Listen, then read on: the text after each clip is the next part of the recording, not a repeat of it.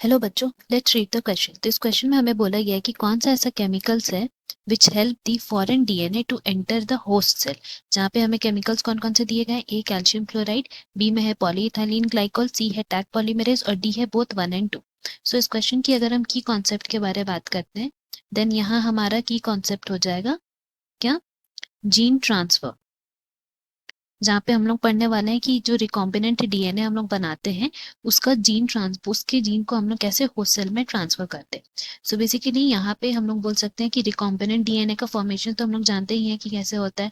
वहाँ पे हम लोग जो डीएनए हम लोग को चाहिए होता है उसको फिर हम लोग जीन जो है मेन स्पीशीज वहां से निकाल के रिकॉम्बिनेंट डीएनए बनाते हैं। सो बेसिकली जीन ट्रांसफर में क्या होता है, there is transfer of R DNA into the host cell.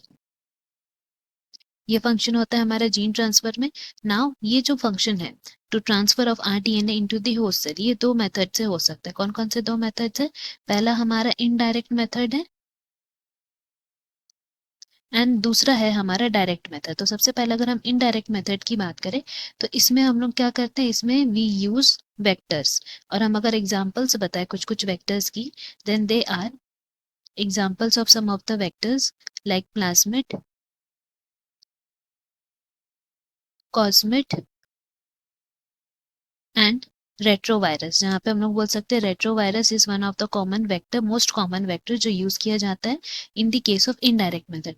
Now अभी हम लोग बात करने वाले डायरेक्ट मेथड के बारे। सो अगर हम लोग बात करते हैं direct method for gene transfer, तो इसमें हम लोग वेरियस मेथड्स यूज करते हैं।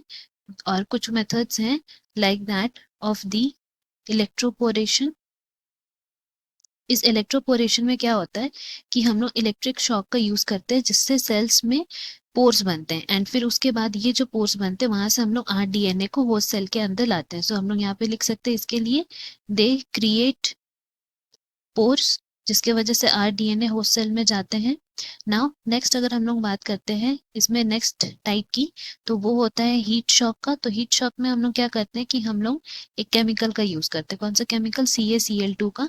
एंड टेम्परेचर डिफरेंस जो होता है 0 degree Celsius to 40 degree Celsius, उस वजह से ये केमिकल यूज करके हम लोग आरडीएनए को एंटर कराते हैं होस्ट सेल पे। एंड ये दोनों जो प्रोसेस होता है इलेक्ट्रोपोरेशन एंड हीट शॉक, ये दोनों हम लोग किसके लिए यूज करते हैं? For bacteria. नाउ अगर हम लोग बात करते हैं फॉर प्लांट्स, सो प्लांट्स के लिए जो हम लोग डायरेक्ट मेथड यूज करते हैं उसको हम लोग बोलते हैं जीन गन, जिसमें एक गन लाइक हम लोग का एक मशीन रहता है जिसके थ्रू हम लोग पास करते हैं आरडीएनए को होस्ट सेल में। नाउ फॉर एनिमल्स अगर हम लोग बात करते हैं, फॉर एनिमल्स तो हम लोग जो यहाँ पे प्रोसेस यूज करते हैं that is known as micro injection. मतलब हम लोग इंजेक्ट करते हैं होस्ट सेल में आरडीएनए को। So this is the process of micro injection. Now lastly हम लोग यहाँ पे एक प्रोसेस, दूसरे प्रोसेस के बारे में बात करने वाले हैं, that is known as chemical method. तो ये जो केमिकल मेथड है उसमें one of the most important chemical हम लोग यूज करते हैं जिसको हम लोग बोलते हैं पेग, या फिर इसका दूसरा नाम क्या है? Polyethylene glycol. तो ये पेग जो है केमिकल वो हम लोग यूज करते हैं and this is also used in case of bacteria. इस केमिकल का यूज करके हम लोग आरडीएनए को होस्ट सेल में लाते हैं। सो हम लोग बोल सकते हैं कि यहाँ पे कौन कौन से केमिकल्स हम लोग के यूज हुए थे। So they are CaCl2 and PEG, that is polyethylene glycol. तो हम लोग बोल सकते हैं ऑप्शन ए एंड बी दोनों ही करेक्ट है हमारा। तो यही से हम लोग बोल सकते हैं हमारा फाइनल करेक्ट आंसर कौन सा हो जाएगा? Option D. Hope you have understood. Best of luck. Thank you.